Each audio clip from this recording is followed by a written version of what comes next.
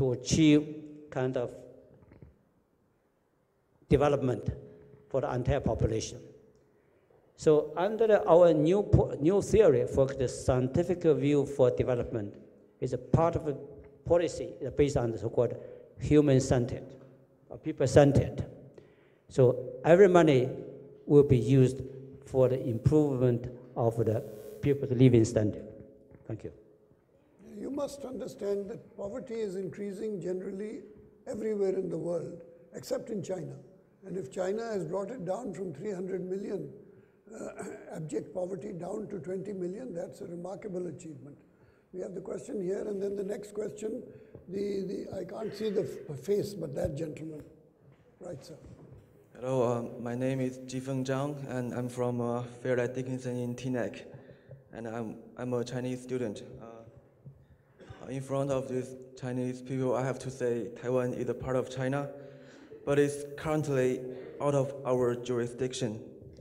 And my question is, right after the beginning of the Korean War, the US carriers drove into the China of Taiwan, which caused the delay of the return of Taiwan.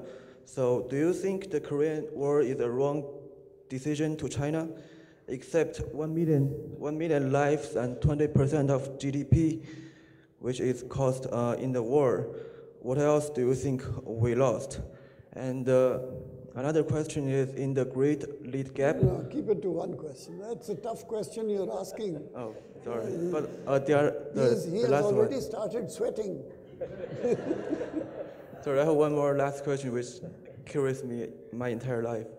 And in the Great Lead Gap, which was happening in 1958, which the whole Chinese are making irons to make statistical GDP increase. So after that, there is a so-called natural disaster, 3 years, which caused 33 million people died. So do you think that is really what communism is? Thank you. Good questions. Let's explain exactly what is being asked. What is being asked is that there have been serious errors in Chinese policy, because one error was in Korea, and it led to a number of deaths and the Taiwan situation. And the second error was in the Great Leap Forward, as a result of which a number of people died. And so you have to examine Chinese history in a fair manner to judge whether errors were made, and do you acknowledge that errors were made? Let's respond from the second question posed by our student from China. I appreciate that they read some Chinese history. On the Great Leap Forward, really, I think that has been acknowledged by the Chinese leadership and by the government as a mistake of policy, mistake in implementing the policy.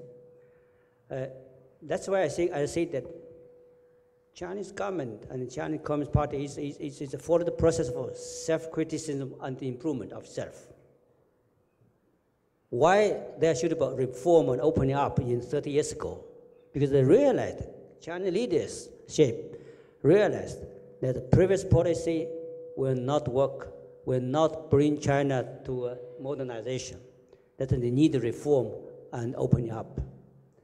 So sometimes one policy formulated is a result of the correction of the previous one.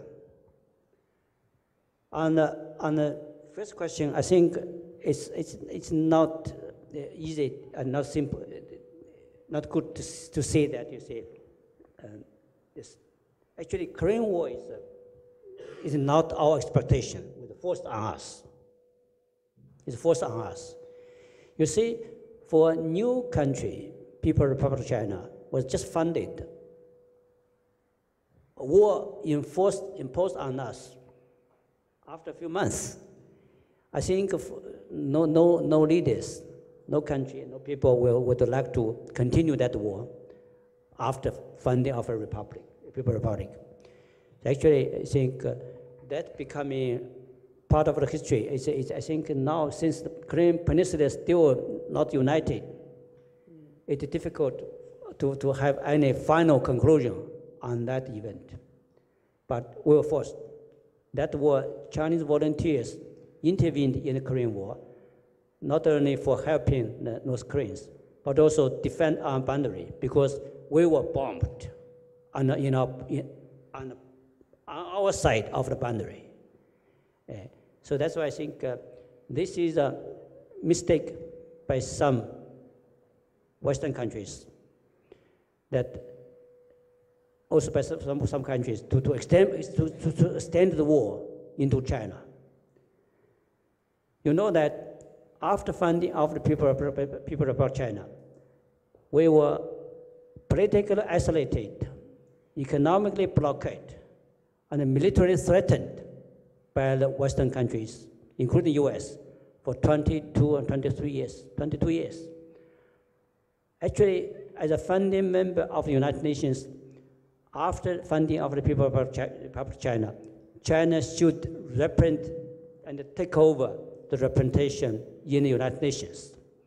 But due to the isolation from Europeans and the United States, we were out in the UN for 22 years, until the General Assembly adopted the famous resolution, 2758 in 1971.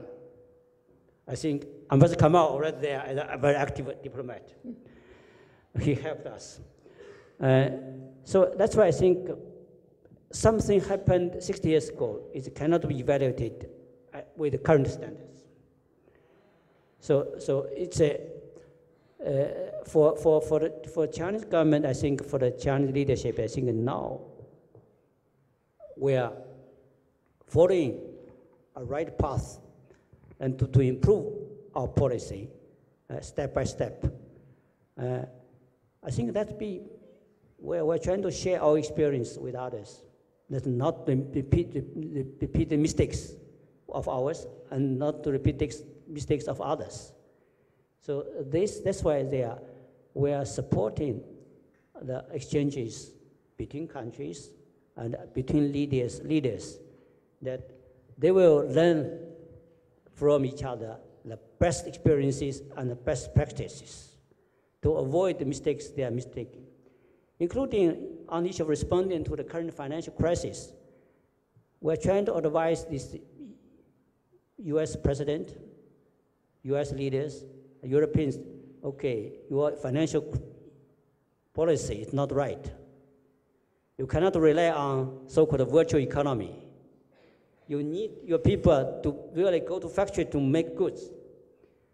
Stay at home and stay in office, you cannot just rely on that to make money. So it's a financial crisis. It's a big lesson for all countries, including US. But our leaders need to learn that experience, learn that lesson, to draw some lessons from that kind of crisis. So we hope that not be repeated. But of course, according to the Marx theory, capital, if you read the Capital, go back to read the Capital, then maybe financial crisis will repeat again 20 years later. But most important, that we need to draw the lessons and experience, avoid something that should not be happen again. Thank you. We're running out of time. We have time just for two short questions and quick short answers, and I will give them to the two people who have already waited at the end there, the gentleman. Hi, my name is Kevin Saliska. I'm a freshman at FDU. My major is accounting.